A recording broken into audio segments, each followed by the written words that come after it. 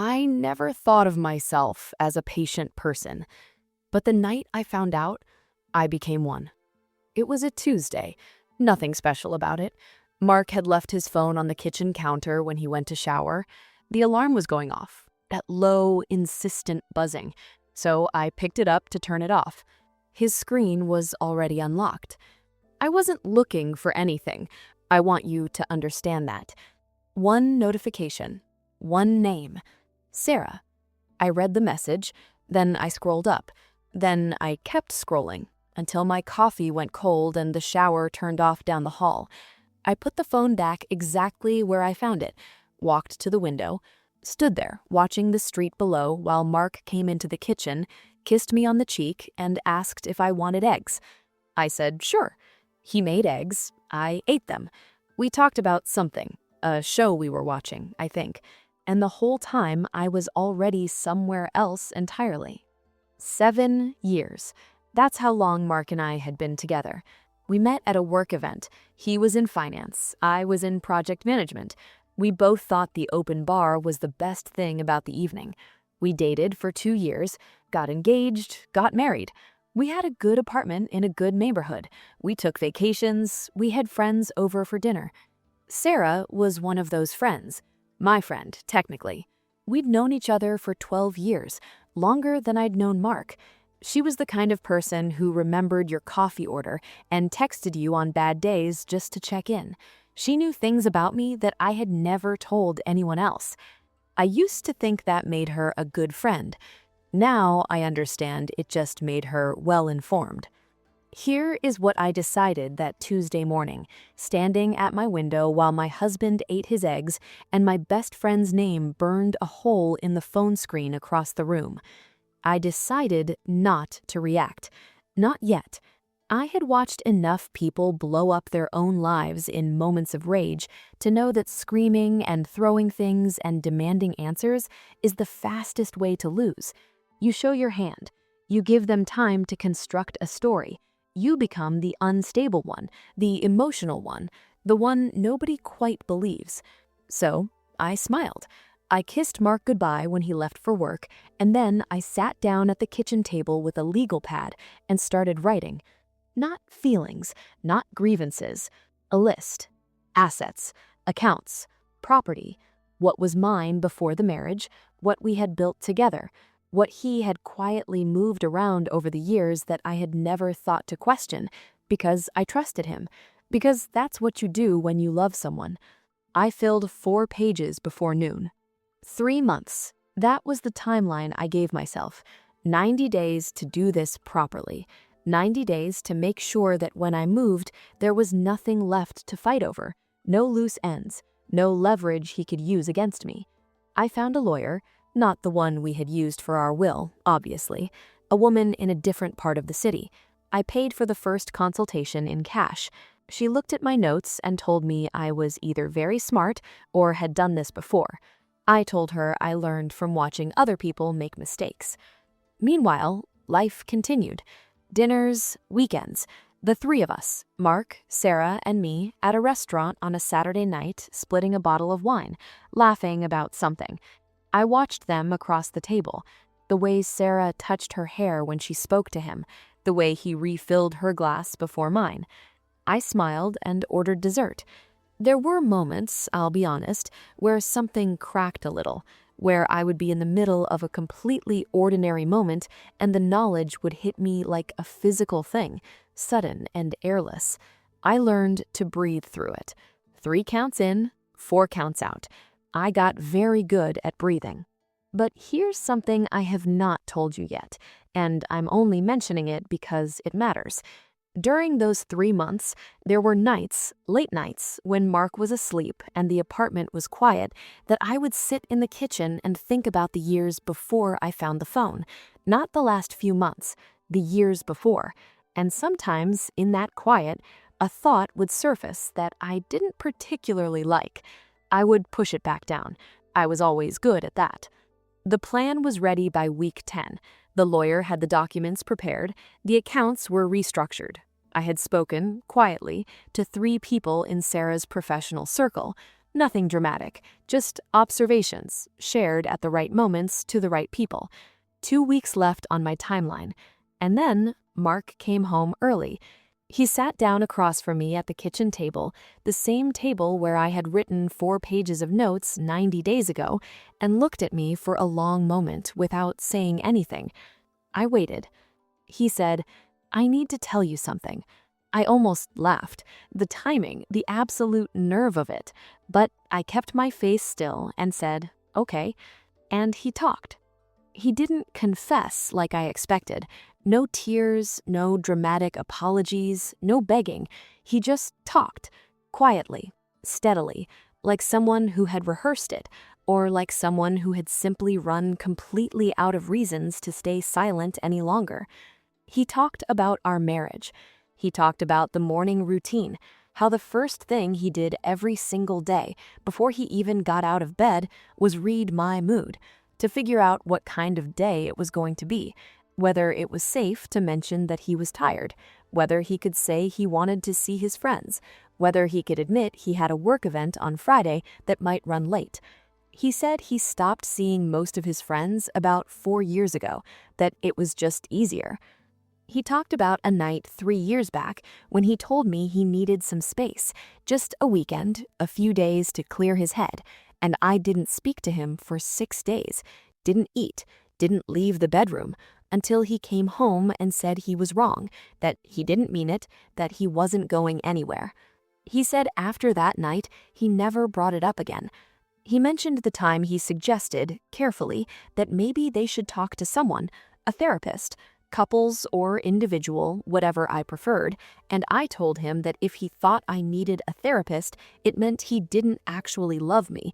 It meant he thought I was broken, and the conversation ended there, right there, and neither of us ever mentioned it again. He talked about the phone calls, the ones where I would ring him at work 3 or 4 times in an afternoon, and if he didn't pick up, I would be silent all evening in a way that was somehow worse than anger. Cold and absent in a way that made the apartment feel like it had no air in it. He said the word he used to himself, privately, was afraid. He said it quietly, like he was ashamed of it. He said Sarah was never supposed to be anything.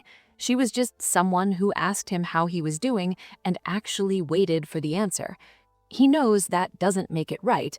He knows. Then he stopped. The kitchen was very quiet. I looked at him across the table and felt something strange move through me, cold and slow, like water finding a crack. Not because of what he said, but because I recognized the dates. The 6 days I didn't speak. I remembered that. I remembered the absolute certainty that if I gave in first, if I softened before he came to me, something essential would be lost that could never come back. I remembered thinking I was protecting myself. The phone calls, I remembered those too.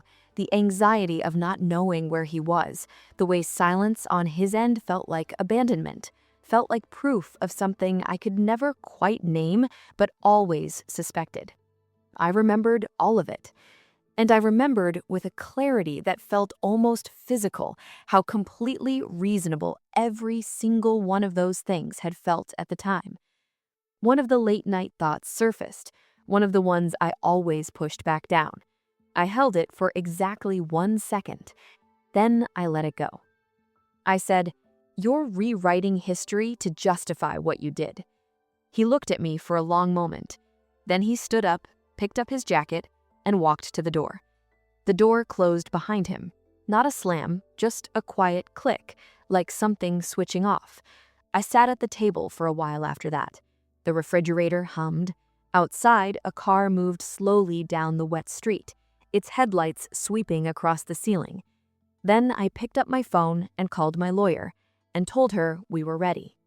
The documents landed the following Thursday. By Friday, word had reached enough of the right people in Sarah's professional world that her contract review went very differently than she'd planned. She sent me one message, 3 sentences long.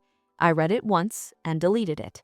Mark left with 1 suitcase. He didn't fight the asset division. He didn't fight anything. He just left, and the door clicked shut behind him the same way it had the week before, and I stood at the window and watched his car pull away from the curb and disappear around the corner. I had won. I said that to myself several times over the following weeks, and it was true.